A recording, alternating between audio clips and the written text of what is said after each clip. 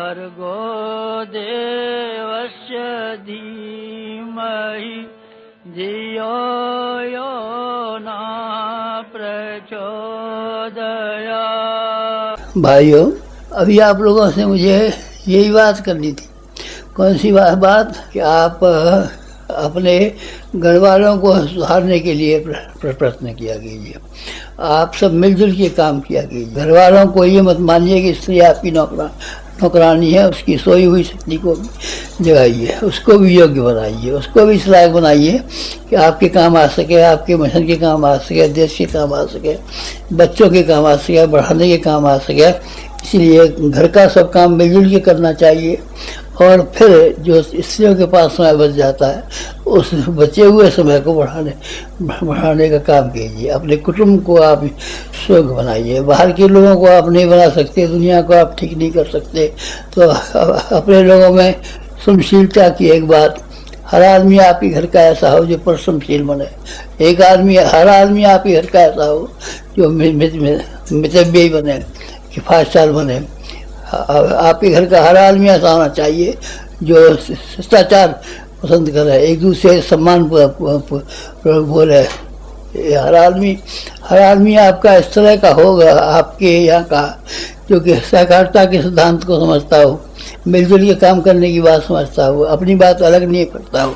तो ये अपने कुटुंब को बनाना समाज को बनाने के बराबर है, राष्ट्र को बनाने के बराबर है। सब लोग मिलजुल के काम किया कीजिए। कहीं आपके घर में ऐसे ना हो कि कोई अलग बैठा है, कोई उससे नहीं बोल रहा है, कोई उससे बात नहीं कर रहा है, कोई इसकी नहीं समझ रहा है, कोई इसकी नहीं समझ रहा है। अपने घर को आप इस तरह का बनाएं जिसको देख करके दूसरा आदमी भी ये सीखे कि हाँ, अब अपने अपने घरों को, अपने अपने कुटुंबों को निर्माण करने के लिए क्या करना चाहिए। हमने आपसे निवेदन किया था ना कि व्यक्ति निर्माण, परिवार निर्माण और समाज निर्माण। समाज और व्यक्ति के दोनों के बीच की एक इकाई है परिवार को आप ठीक करेंगे तो आपको स्वयं भी कुछ करना पड़ेगा। एक और बात कहनी है आपसे। आज हमने एक संकल्प किया था। कौन सा किया था? कि वायुमंडल को और वातावरण को संशोधन करने के लिए 6 रुपये की 100 गायत्री चालीसा है, तो आप गायत्री चालीसा का पाठ सबके लिए सुगम है। पढ़ों के लिए सुगम है, बिना पढ़ों के लिए सुगम है, उनके लिए सुगम है, कन्याओं के लिए सुगम है, घरवालियों के लिए सुगम है, हर एक के लिए सुगम है। तो ये पाठ उनका और चल जाए तो वातावरण के संशोधन करने में हमें बड़ी मदद मिलेगी।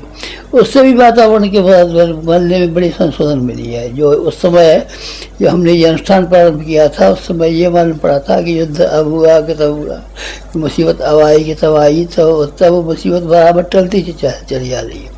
हमने अपना सूक्ष्मीकरण का जब से सिद्धांत बनाया है, तब से भी ऐसे मालूम पड़ा है कि संसार की जो बुरी अवस्था थी उसमें कोई न कोई हेरा फेरी हुई है। हिंदुस्तान की जो उन्नति के लिए जो वातावरण बनना चाहिए था, उसमें किसी न किसी प्रकार से बना है। ये इस तरीके से बना है। अब ठीक माता जी की इच्छा है कि ये 1 रुपये के 15 अर्थात 6 रुपये के 100 गायत्री चालीसा का पाठ कराने की बात हो। वैसे बांटते फिरे नहीं, बांटिए नहीं, बीड़ी के पत्तों की तरीके से आप बांटते फिरेंगे तो चाहे कोई हमें देना ही कमें देना, क्यों नहीं। हर एक से करा ले, कोई साल भर तक पाठ करना पड़ेगा तुमको, इसका रोजाना पाठ करना पड़ेगा। बीच में से रोज निकालते रहिए और उसकी छोटी छोटी पुस्तकें मंगाते रहिए।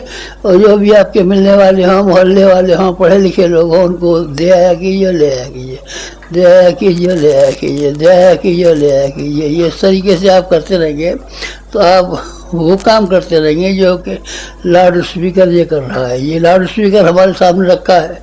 हमारी बहुत धीमी आवाज़ है, लेकिन ये आवाज़ को हमारी को बहुत पैनी कर देता है और ये हमारी शक्ल को भी बढ़ा देता है। आपको दिखा रहा है, आपको हमारी शक्ल भी दिख रही है और आपको हमारा ये आवाज़ भी सुनाई जा रही है। ये माइक कर रहा है, फिर आप माइक का काम कीजिए।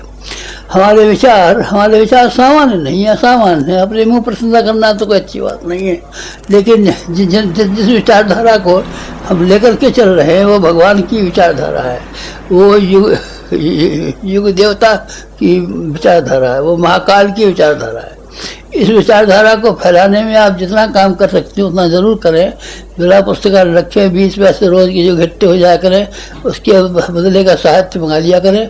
और साहित्य को जो भी आपके संपर्क में 10 आदमी हो, 20 आदमी हो, 25 आदमी हो, उनको इस सप्ताह पढ़ा दिया, अगले सप्ताह नए 20 आदमी ढूंढ लिए, अगले सप्ताह फिर नए 20 आदमी ढूंढ लिए। इस तरीके से ढूंढते ढूंढते हमारे विचारों को फैलाने का काम कर सकें। तो ये आपको कल वाले काम की अपेक्षा आज सुगम काम बता रहे हैं।